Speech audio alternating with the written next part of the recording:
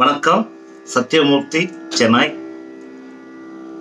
பாலும் தெளித்தேனும் பாகும் பருப்பும் இவை நான்கும் கலந்து உனக்கு நான் தருவேன். கோலம் செய் துங்கக் கரிமுகத்து தூமணியே, நீ எனக்கு சங்கத்தமிழ் மூன்றும் தா. நமச்சிவாய. திருச்சிற்றம்பலம். கடந்த 2 பகுதியில் தேவார மூவர் மற்றும் மாணிக்கவாசகர் இவர்களை பற்றிய சில விஷயங்களை அலசினோம். இன்று பகுதி 3 நாம் காண இருப்பது சேக்கிழார். பெரிய புராணம் 12ஆம் திருமுறை. பெயரே பெரிய புராணம், திருத்தொண்டர் புராணம் என்றும் அறியப்படுகிறது.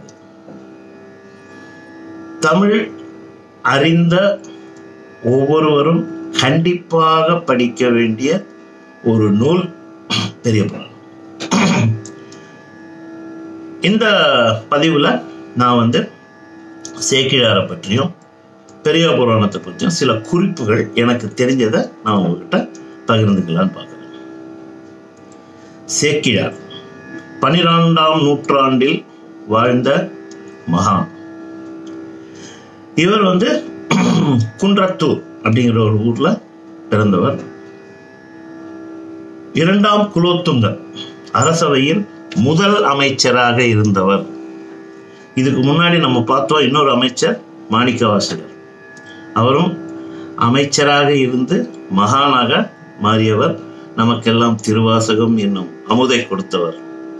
சேக்கிழாரும் முதலமைச்சராக இருந்து மகானாக மாறியவர். நமக்கு பெரிய புராணம் என்றும் இன்னொரு அமுதத்தை கொடுத்தவர். அந்த காலத்துலலாம் அமைச்சர்கள் எல்லாம் அவ்வளோ நல்லா இருந்திருக்காங்க. மகிழ்ச்சி. திருஞான சம்பந்த நாயனாரை பற்றி உங்களுக்கு எல்லாருக்கும் நான் சொல்லியிருக்கேன். திருஞான சம்பந்தர் எழுதின தேவாரம், சுந்தரர் எழுதிய தேவாரம், அடுத்தது அப்பர், இவங்க 3 பேரும் பாடியதுக்கு தேவாரம்னு பெயர். அது நம்ம ஆல்ரெடி பேசிட்டோம். இவர்கள் காலத்துல நிறைய சிவன் அடியார்கள்லாம் இருந்திருக்காங்க. இதை பத்தி சுந்தரமூர்த்தி நாயனார் திருத்தொண்டர் தொகை அப்படின்னு ஒரு பதிகத்தை வெளியிட்டிருக்கார். அதாவது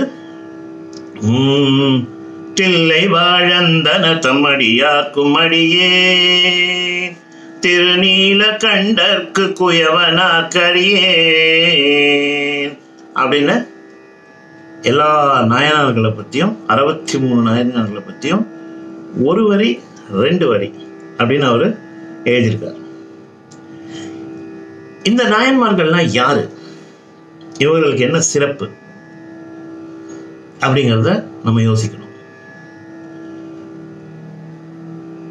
அந்த காலத்துல சிவனுக்கு தங்களையே அர்ப்பணித்தவர்கள் இந்த நாயன்மார்கள். ஒரு உதாரணம் சொல்லணும்னா கண்ணப்ப நாயனார்.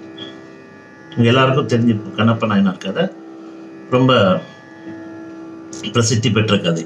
காளஹஸ்தி தனது கண்ணை எடுத்து சிவனுக்கு அர்ப்பணித்தவர் கண்ணப்ப நாயனார். அது பக்தியின் சிகரம் கண்ணப்ப நாயனார்.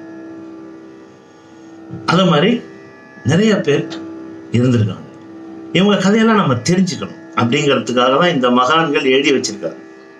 அட்லீஸ்ட் அந்த அளவுக்கு இல்லாட்டியும் ஓரளவுக்காவது ஒழுங்கா இருங்கப்பா அப்படின்னு சொல்றதுக்கு தான் இது. ஸோ திருஞான சம்பந்தர் பீரியட்ல தொடங்கி திருஞான சம்பந்தர் கிட்டத்தட்ட 6ஆம் நூற்றாண்டு 5ஆம் நூற்றாண்டு டைம், அப்புறம் கடைசியாக சுந்தரமூர்த்தி நாயனார், இவங்க வரைக்கும் இருந்த பல்லாயிரக்கணக்கான சிவனடியார்கள் இருந்து 63 பேரை மட்டும் செலக்ட் பண்றது ரொம்ப கஷ்டம். அப்போ உங்களுக்கு தெரியுது எவ்வளோ ஒரு சிறப்பான மகான்கள் இந்த நாயன்மார்கள் அப்படிங்கிறது. ஒருத்தொருத்தர் கதையும் பத்தி எழுதுறது தான் இந்த பெரிய புராணம். ஸோ சுந்தரர் எழுதின திருத்தொண்ட தொகையை விரிவா எழுத ஆரம்பிச்சு அதை நிறைவேற்றினவர் தான் சேக்கிழார்.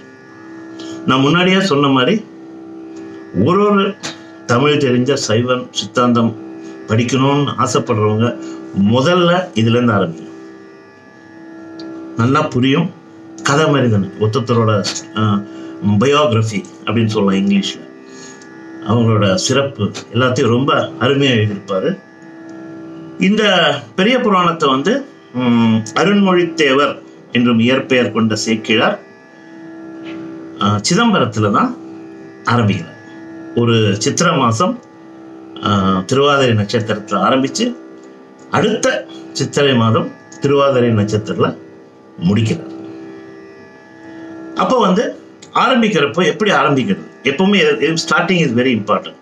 ஸோ அப்படின்னு யோசிக்கிறப்போ கடவுளே சிவபெருமான முதல் அடியை எடுத்து கொடுப்பார். ஸோ அந்த பாடல் தான்